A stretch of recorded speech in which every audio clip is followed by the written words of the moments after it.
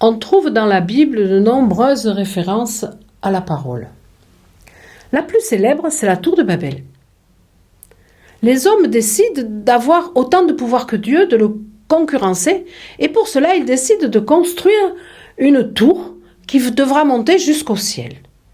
Et cette entreprise réussit fort, et Dieu, à ce moment-là, crée la concurrence des hommes.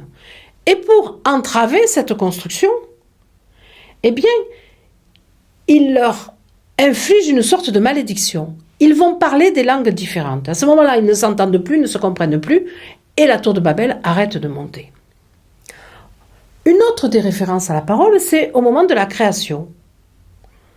C'est écrit ainsi: Dieu dit que la terre soit, Dieu dit qu'il y ait des rivières et des fleuves, Dieu dit qu'il y ait des animaux.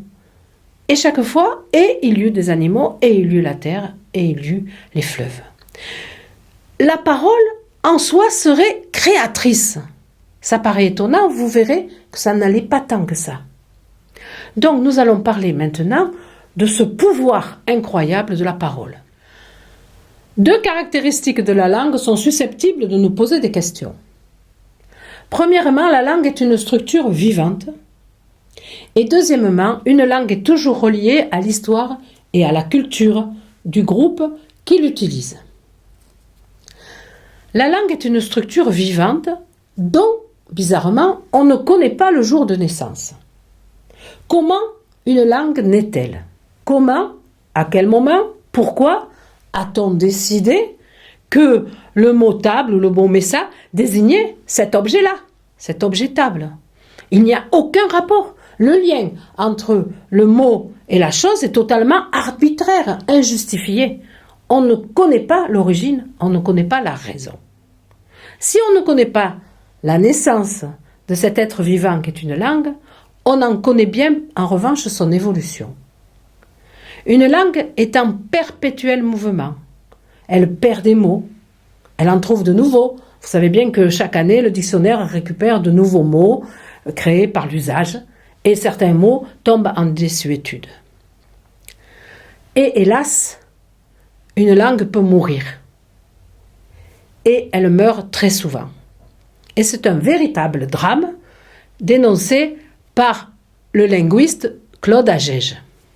Il nous dit, comme les plantes ou les animaux, les langues sont en concurrence pour se maintenir vivantes et n'y parviennent que l'une aux dépens de l'autre. Les langues peuvent mourir de deux manières. D'une manière provoquée, par volonté politique, comme l'assassinat des langues régionales de France au nom de la centralisation et de la langue unique, le français. Elles peuvent aussi mourir de mort naturelle. Et régulièrement, on voit dans nos journaux des articles qui nous disent que le dernier locuteur de tel ou tel dialecte vient de mourir et que ce dialecte a disparu de la surface de la Terre. Actuellement, il meurt environ 25 langues par an. 25 langues disparaissent par an. Il nous en reste encore environ 5000. Mais ça signifie qu'à la fin de ce siècle, il n'y en aura plus que 2500. Et Agege dit, c'est un cataclysme, un phénomène effrayant. Pourquoi? C'est un sujet de bac. Est-ce qu'on ne pourrait pas rêver d'une langue universelle? Pourquoi est-ce un cataclysme? Une langue, c'est l'expression d'une culture, c'est-à-dire d'un rapport particulier au monde. Et vous allez très facilement comprendre. En provençal, en Languedoc, en occitan, il existe un mot, un verbe, olivar, qui ne peut se traduire en français que par ramasser des olives. Le français n'a pas le verbe olivar, parce que il n'a pas le même rapport à l'olivier que les gens du Sud. Plus complexe encore, on le sait, les Esquimaux, les Inuits ont plusieurs dizaines de mots pour désigner la glace ou la neige. Alors que nous, en cherchant bien, on doit en avoir 4 ou 5. Pourquoi? Parce qu'ils ont un rapport particulier à la glace. Ça veut dire qu'au fond, ils voient des choses que nous ne voyons pas. Lorsque nous regardons la glace, il y a des différences que nous ne percevons pas. Autre exemple cité par le texte ici, les cultures où de chameaux, il y a des chameaux, eh bien ils ont un nombre incroyable de termes pour désigner le chameau et tout ce qu'il y a autour du chameau, alors que nous nous contentons de dire un chameau. C'est cette richesse de perception du monde que nous perdons lorsque nous perdons une langue. Nous ne pleurons pas sur un passé, sur des vestiges d'une culture ancienne de nos grands-parents. Nous pleurons sur la diversité quasi biologique. On défend la diversité des espèces animales ou des espèces végétales, c'est la même chose. Il faut défendre la diversité de notre rapport au monde. Sinon, on va se retrouver avec un homme unique qui aura une relation appauvrie à la réalité. Et aucun philosophe ne peut se contenter de cela. L'autre appauvrissement, il est non plus lié au vocabulaire, mais à la syntaxe. Nous avons des grammaires différentes. Et à quel point elles formatent ou sont formatées par notre mode de pensée, notre culture, la question se pose. Les anglo-saxons mettent l'adjectif avant le nom. Nous mettons le nom et ensuite l'adjectif. Nous ne disons pas la robe, nous ne disons pas la jaune robe, nous disons la robe jaune. Eh bien, il semblerait pour de nombreux linguistes que cette différence corresponde à une différence de pensée profonde, à un positionnement philosophique, c'est-à-dire à ce choix et à ce goût que les anglo-saxons ont pour l'utilitarisme ou le pragmatisme. On commence par le mot du concret, alors qu'on l'a dit, le substantif, lui, reste un concept. Donc on va retrouver de la métaphysique dans des gens qui mettent en avant le concept et du pragmatisme et de l'utilitarisme chez des gens qui, eux, mettent en avant le côté qualitatif, le côté concret. La parole, c'est le versant personnel du langage.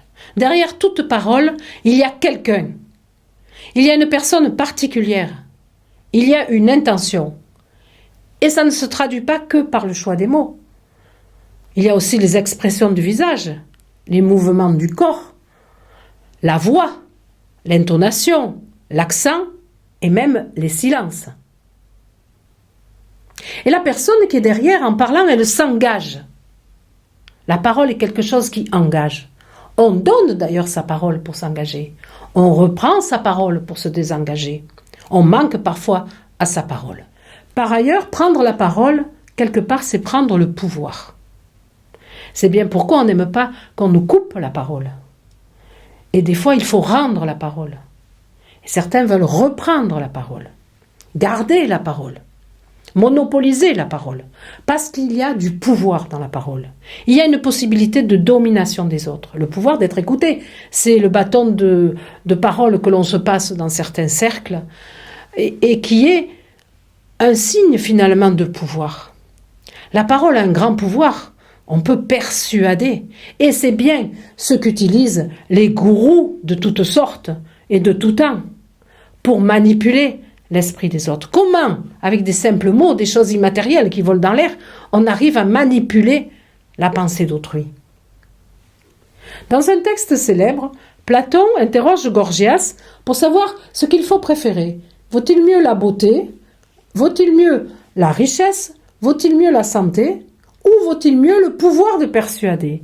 Et bien sûr, la conclusion, c'est que le pouvoir de persuader est bien au-dessus des trois autres biens.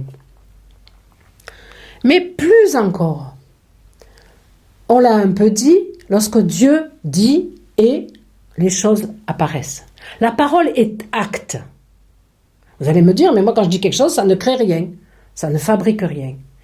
Et pourtant, lorsque vous vous mariez, qu'est-ce qui fait que vous êtes marié? C'est le fait d'avoir dit oui. Lorsqu'on va à la mairie et qu'on dit « je reconnais cet enfant », il suffit de le dire pour que ce soit un fait. Les mots sont parfois des actes. Il y a des choses qu'il suffit de dire pour qu'elles soient faites.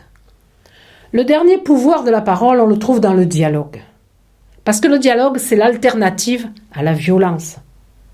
Parler, c'est désamorcer l'agressivité, la violence. Éric Veil écrit dans ce texte « Il faut dialoguer ou se battre. C'est l'un ou l'autre. » Et n'oublions pas que Socrate nous a appris que c'est par le dialogue que nous arrivons à chercher et à trouver la vérité. Lisez les sujets d'Annales, interrogez-vous, est-ce que vous sauriez y répondre? Je vais vous donner quelques pistes pour les 2 derniers. Peut-on parler de tout? Méfiez-vous, ne sautez pas à pieds joints sur l'explication morale, qui est généralement celle qui vous vient la première à l'esprit. C'est pas seulement a-t-on le droit de parler de tout, mais peut-on au sens en est-on capable? C'est-à-dire, est-ce que les mots expriment toutes nos pensées? On vient d'en parler. Est-ce que les mots expriment tout le réel? Deuxième sujet qui a été donné au bac, les mots m'ont trahi. Et là, vous allez devoir utiliser le cours sur l'inconscient. Si vos mots vous trahissent quelque part, c'est peut-être qu'ils ont trahi quelque chose de vous que vous ne connaissiez pas ou qui était caché. Et, autre partie du devoir, les mots vous trahissent, et on revient au précédent, parce qu'ils ne sont pas capables d'exprimer aussi profondément et de manière aussi complexe vos pensées.